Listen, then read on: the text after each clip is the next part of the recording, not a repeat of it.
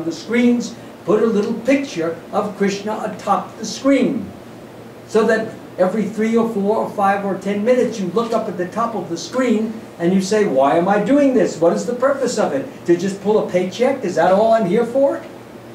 Everybody else is doing that and they're all miserable. And they have a little pleasure here, a little pleasure there. You go take a cruise every so often, or you go watch the World Series, or you go to some concert, but then it's over. What I'm talking about is constant, nirantara, always. The bliss, the joy, the peace, the strength, inner strength. Sometimes persons say, well, I don't have the willpower to do what you say, I'm smoking cigarettes, or I have to have a glass of wine before I go to bed at night. Or I can't help shouting at my children. I can't help it. That's me. No, it's not you. It's the fool in you. And the fool in you has to be thrown out of you. The real you is peace. The real you is love. The real you is kindness. The real you is sweetness. The real you is devotion to Krishna. When you get rid of this false ego, me, I. When you get rid of that and say, Krishna, you, and I and me and mine occupies a very little place in your vocabulary. And instead, Krishna occupies a very big place in your vocabulary. You're going to see many things coming to you, very mystically. And those things come from Krishna. He sees you want to serve him, and he reciprocates with you. He lets you know that he loves you. How do I know this? I'm speaking from my own experience. Have I achieved the ultimate goal? Absolutely not. I don't want anybody to think I'm anything that I'm not. I'm not. I'm still traveling, going up the ladder. But I've experienced quite a bit of happiness and pleasure. What I talk about, I've realized to some extent. And it is my business to share it with everyone. We don't have to search for happiness. We don't have to look for it. We don't have to pray for happiness. We have to pray for devotion to Krishna. And the happiness will come automatically as a byproduct.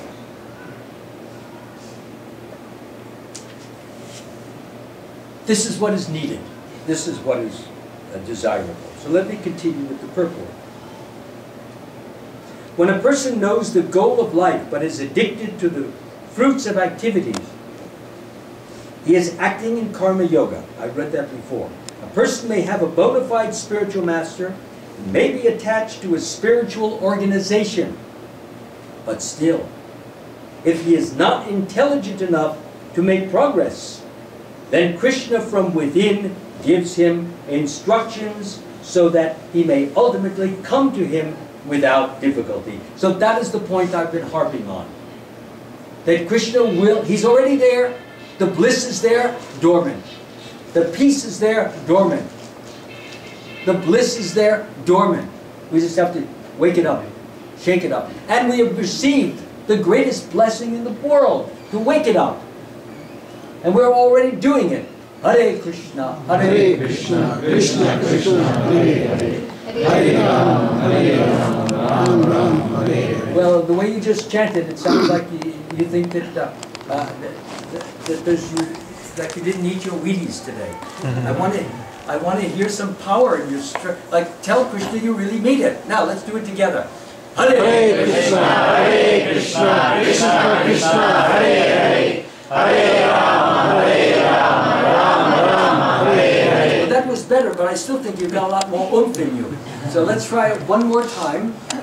This is the way you let Krishna know you're serious. So by the way, I give this same talk in the Los Angeles temple, and we have about 250, 300 people there. And at first, everybody does it the same way. And I say, my gosh, am I putting you all to sleep? No. And they don't want to insult me. So I said, let's get a little more oomph in it. So this time we're going to do it. I hope you don't get a citation from the policeman. That is not my goal, but if we do, we can invite them in, give them prasadam, and they will also chant Hare Krishna. Let's do it together again. Hare Krishna, Hare Krishna, Krishna Krishna, Hare Hare, Hare Rama, Hare Rama, Hare Hare. One more time. Hare Krishna, Hare Krishna, Krishna Krishna, Hare Hare, Hare Rama, Rama Rama, Hare Hare. Oh, I'm so so ecstatic just hearing you all. It's wonderful. I mean, really, you're giving me shivers and shakes. Because when I hear the holy name chanted with enthusiasm, with endeavor, with love, with affection, and not people do their rounds, Hare Krishna. I see, unfortunate, you know, we chant around. Look at my beat bags. Oh, here we go. That's another thing. I might as well touch on this point right now. How many are chanting on beads now? And any of us are chanting? Okay, many of you are. Especially the initiated devotees, they vow. So when you chant, it would be a very boring exercise if you just chant the way I just showed you. Hare Krishna, Hare Krishna, Hare Krishna, Krishna Krishna, Hare Hare, Hare Rama, Hare Rama, Rama Rama. 10 minutes later you wake up, oh, I must have chanted 100 rounds.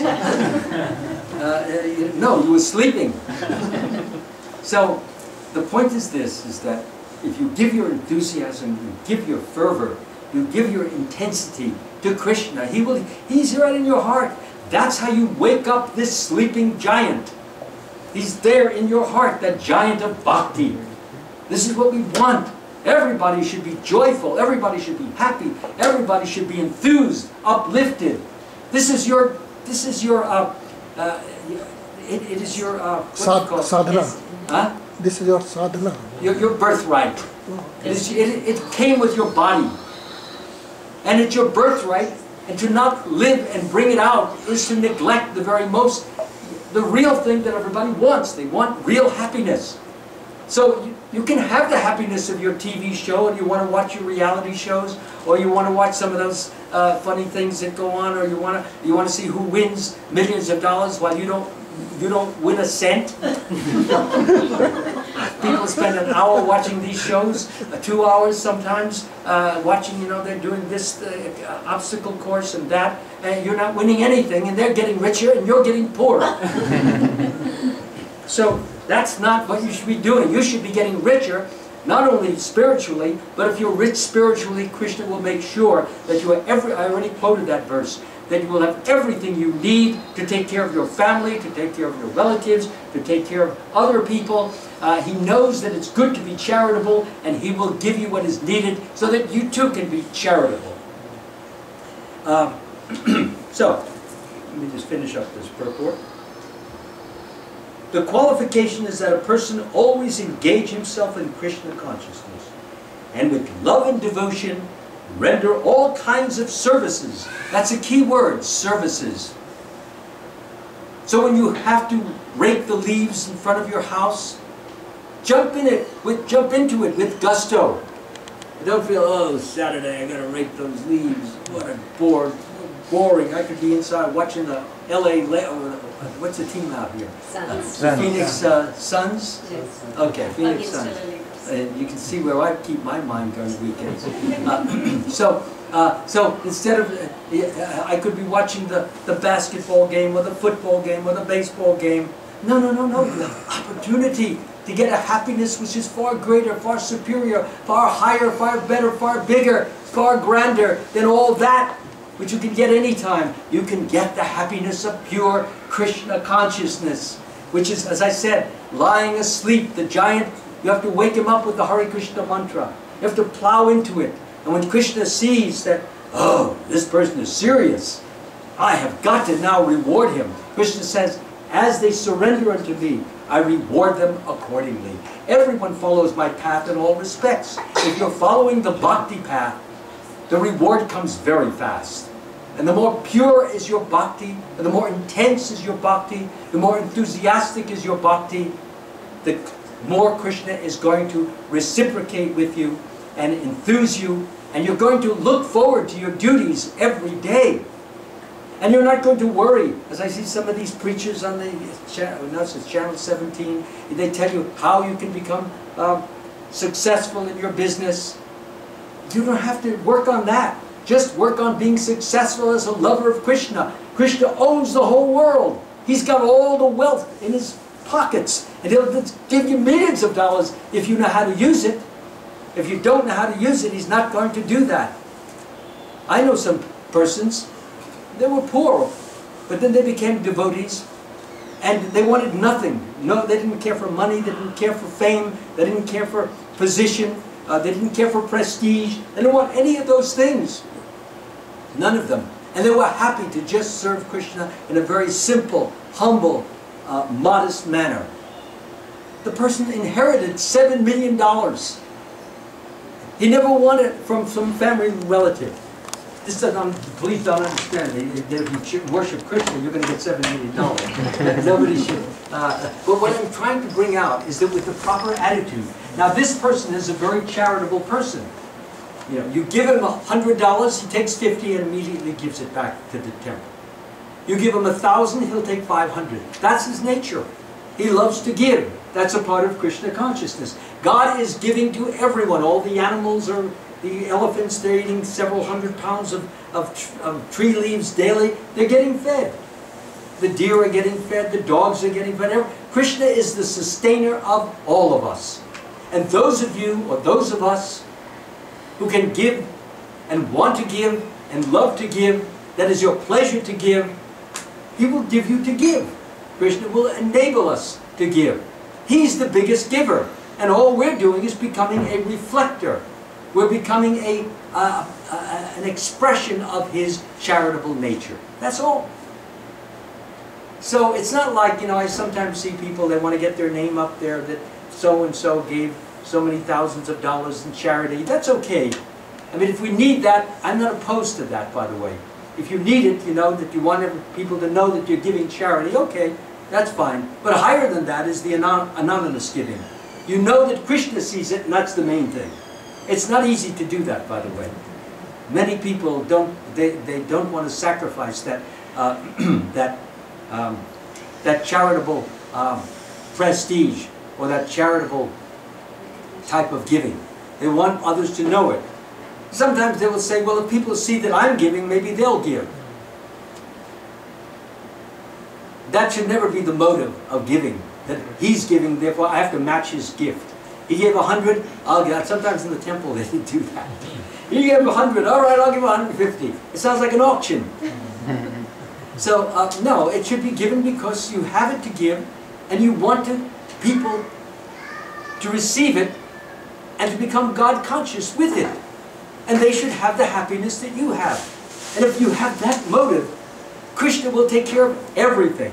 As he says right here, to those who are constantly devoted to me with love, I give them the understanding by which they may come to me. That understanding is, I trust you, Krishna. I have faith in you, Krishna. I depend upon you, Krishna. And I'm trying to love you. Not I love you, but I'm trying to love you. You should never think already, oh, Krishna, I love you so much. How much are you willing to sacrifice? Are you ready to give up your life like that? If Krishna comes in and says, okay, I want your life today, are you ready to give it? Most will say no. I have my kids, and I got and I still love my prasadam every day. I mean, I can't give that up. So, to the degree, and I'm not saying you should either. Please don't. I don't want to put anyone in the position to think that you must be on the top of a mountain when we're just starting to climb up from the bottom, the foothills. We gradually have to move up. But the point is this, sometimes I see people in a very simplistic way, or sentimental way. They say, oh yes, I love Krishna, and they take the little deity and they hug the deity. That's okay. Anytime you look at Krishna or you hug the deity, that's all right. But it doesn't mean you love Krishna. You love Krishna by virtue of what you're really ready to give to Him without any expectation of a return. That's what giving is really all about to the Lord. You give to, as I said, I give to my temple. No, don't put my name up on the board. There are a few people that put anonymous there on their name. I don't want anybody to know that I gave. Reason is because people will come to me and says, oh, you gave $1,000. How wonderful. They don't want to feel proud. I said at the beginning of this talk that pride goes before the fall. You get so proud, feel so wonderful, you've given 1,000 or maybe 2,000, then next week somebody comes in with 3,000. Oh, everybody was praising me, glorifying me, adoring me, celebrating me for my 2,000. Nobody looks at me this week because she gave 3,000. So are we going to get wrapped up in this entanglement, which is totally materialistic and will not give us the slightest bit of spiritual advancement? No, we are Krishna's children. We are Krishna's daughter. We are Krishna's son. We are Krishna's children. And as his child, we have an obligation. The Father is caring for us. The Father is sustaining us. The Father is loving us. He makes the sun to shine. He makes the water to come down and to grow the crops. He makes sure that our business continues to go and grow. He makes sure that our children are healthy and happy. He's doing all this and so much more. I could go on the graces that we are receiving, and we should meditate on these things. I'm healthy today. We're all here today. How wonderful. We could be sick in bed with a virus and not here today to hear this wonderful message that Srila Prabhupada has brought. So, we thank the Lord. Thank you, Krishna, for allowing me to come closer to you by hearing about you. Because if I hear about you, I will think about you. And if I think about you, I will start doing things for you. And if I do things for you, you will be pleased as long as I do it unconditionally, undemandingly, unhesitatingly, with complete effusion of my affection. If we do it in that spirit, Krishna is so pleased. All of you will become so saintly as a result of this type of giving. This is a little bit, how can I say, radical. In many of the temples, they don't, they're trying to raise funds, and they're doing just the very thing that I'm telling you is not the highest form of devotion. But I'm saying also, if you need that, then okay, take it. It will not last you, though. It will give you a temporary thrill. Yes, my name was howled out in the temple. Okay, you got a little thrill, you got a little pleasure, fine. Now you have to wait till next year or the next month till they have a new festival and they howl out your name again. And you're counting the days. 21st, 22nd, 23rd, 24th. I can't wait till they howl out my name that I gave $500. So we don't want this. But if you must have it, take it. Do it and get it out of your system. I was the same way. So therefore, I'm in your shoes. It's not like I don't know what it feels like to want a little bit of acknowledgement, a little bit of prestige, a little bit of power. I remember, as I said, I used to work, my job that I worked at was in motion pictures. And I'll never forget the first time, mostly movie extra work, not anything big. And I remember the first time I worked in, and there was a movie star right next to me. And for years I had gone to movies and seeing these same stars, I felt like I'd almost become God. That I was standing next to such an incredible, illustrious, fabulous person, like this amazing person. Then I saw him light up a cigarette, Then I saw him take a drink, and hey, this guy's got problems. He's not as great as I thought he was. And he's sleepy, and it looks like he's had the hangover from last night, flirting with this girl, with that girl. I said, wait a minute, I got to readjust my vision now, because that's not what I want to do. So eventually you give up all those things that I was just mentioning. You give up the impure activities, and they're replaced by pure activities. And you're very happy with Krishna feeling his blissfulness in your heart. When you feel his blissfulness in your heart, you just want to give more, more, more. It's like a pregnancy. How many women here have had children? Okay, when you're in your 9th month, you just want to get the kid out, So similarly, when you become pregnant with Krishna's love, you just want to share it. You want to give it. You can't hold it in. And your whole personality will become transformed in the same way. When the child comes up, oh, wonderful. And when finally the love comes out of you, and persons receive it and say, oh, thank you so much. It's so kind, so wonderful. And you feel their love. It's your own love coming back to you. And you see how wonderful Krishna is working. You don't have to look for love. You don't have to look for friendship. You don't have to look for approval. You don't have to look for affection. It comes as a result of your natural expression of Krishna love. Is that all clear? Does anyone have any question on this point? Okay, let me finish the purport.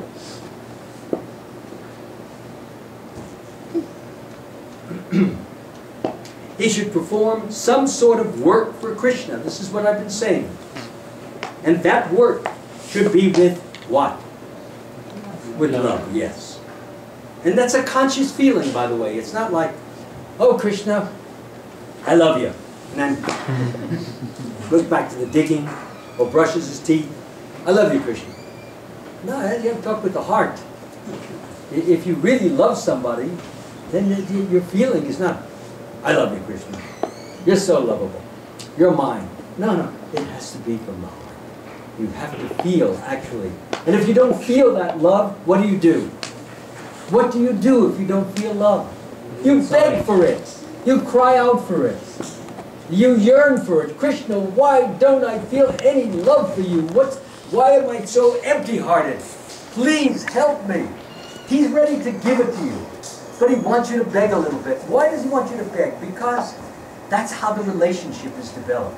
It's like when your little child says, Daddy, I want that car. All right, we'll give it to you in a few weeks. No, I want it now. I said, I'll give it to you in a few weeks. No, I want the car now, now, now. Finally, you just can't stand to hear the kid shouting, screaming, yelling, crying. Okay, I'll get you the car now. Come on, we'll go to the toy store. Toys R Us. So you get in the car and he's so happy. So Krishna's the same way. He's hearing you cry. You want love. You want to be able to love him. You're empty. You're cold. You're wary of the world. You have uncertainties. You have anxieties. You have doubts. Will you really answer me, Krishna? Like this person said, you said you will throw them out. Krishna, you own it all. You have it all. Everything belongs to you. So I have full faith that you will take care of me and you will give me what I need at the right and proper time. Don't put a time schedule on Krishna. Let him assign the schedule according to what he thinks you need. Is that clear? What he thinks you need. Not, I want this. Kid screams and yells. Sure, you just can't stand the screaming anymore. But Krishna is much more tolerant. He'll tolerate your screaming until he actually sees this person really means business. It may be a month. It may be a year. It may be 10 years. But he sees this person isn't giving up. He's crying and shouting and screaming and yelling and praying. I've got to go in there and I got to waken that heart up now. And he does. He does. He does. Have faith. This is the truth. For all of us who want inner happiness or inner peace, inner strength, inner joy, inner love, inner freedom. All the things we search for outside, which we can never find because they're elusive. You have your freedom, like they have, you know, now they have it in Egypt. They got some freedom, they got rid of Mubarak. In 10 years, they'll get rid of somebody else. And then in somebody else. And that's the way the